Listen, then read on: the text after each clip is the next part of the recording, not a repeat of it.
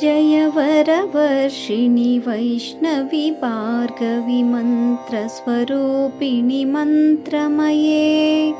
सुरगुणपूजिते शीघ्रफलप्रद ज्ञानविकाशिनि शास्त्रनुते भवभयहारिणि पापविमोचनि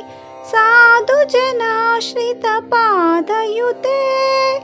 जय जय हे मधुसूदन कामिनि धैर्यलक्ष्मि सदा पालय मां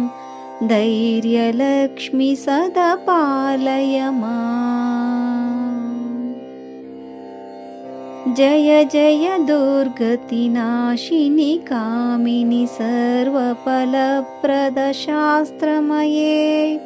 रतगजतुरगपदादिसमा